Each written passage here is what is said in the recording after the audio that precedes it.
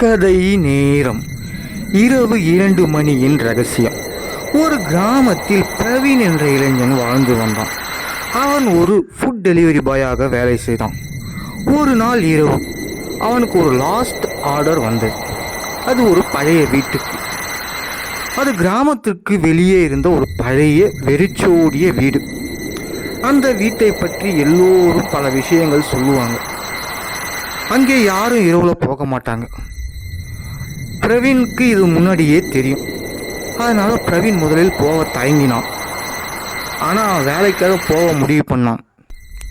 இரவு 2 மணி அவன் வீட்டுக்குள் சென்றான். அந்த வீடு முழுக்க இருட்டு. காற்று வீசும் சத்தம் மட்டும் கேட்டது. கதவு தானாக க்ரீக் க்ரீக் க்ரீக் என்று திறந்தது. அவன் மெதுவாக உள்ளே சென்றான். ஹலோ ஹலோ, ஆர்டர் வந்திருக்குங்க என்று கூப்பிட்டான். ஒரு மெலிதான குரல் கேட்டது. அங்கே மேஜையில் வைப்பா. பிரவீன் பயந்துகிட்டே உள்ளே சென்றான். அவன் அந்த ஆர்டரை மேஜையில் வைத்துவிட்டு திரும்பி பார்க்கும் நேரம் அவன் பக்கத்தில் ஒரு பழைய கண்ணாடி இருந்தது. அவன் அதில் தன்னுடைய முகத்தை பார்த்தான். ஆனால் அதில் காமிச்ச ரிஃப்ளெக்ஷன் அவன் மட்டும் இல்லைங்க. அவனுக்கு பின்னாடி ஒரு சிரிச்சுக்கிட்டே நின்றுந்தாங்க. அதை பார்த்து அவன் ரொம்ப பயந்துட்டான். பின்னாடி பக்கம் திரும்பி பார்த்தா யாருமே இல்லை அங்கே.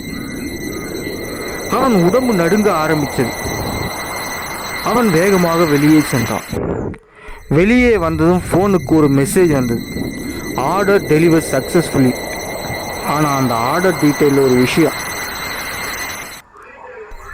Order by Meena, died 5 years ago. Praveen அதிர்ச்சியில் நின்றான். அடுத்த நாள் அவன் அந்த வீட்டை பற்றி கேட்டான். கிராமத்தவர்கள் சொன்னார்கள், அந்த வீட்டில் ஒரு பெண் இருந்தாங்க.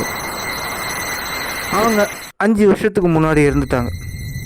அவங்க ஒவ்வொரு இரவும் 2 மணிக்கு உணவு ஆர்டர் பண்ணுவாங்கன்னு சொல்கிறாங்க. அந்த நாள் முதல் பிரவீன் இரவு டெலிவரிக்கு போகவே மாட்டான். உறவுகளே, சில கதைகள் நம்ம நம்ப முடியாத மாதிரி தான் இருக்கும். ஆனால் அது சில நேரத்தில் நிஜமாகவே இருக்கலாம். இந்த கதை பிடிச்சிருந்தா லைக் பண்ணுங்கள், ஷேர் பண்ணுங்கள், சப்ஸ்கிரைப் பண்ணுங்கள். நன்றி, வணக்கம்.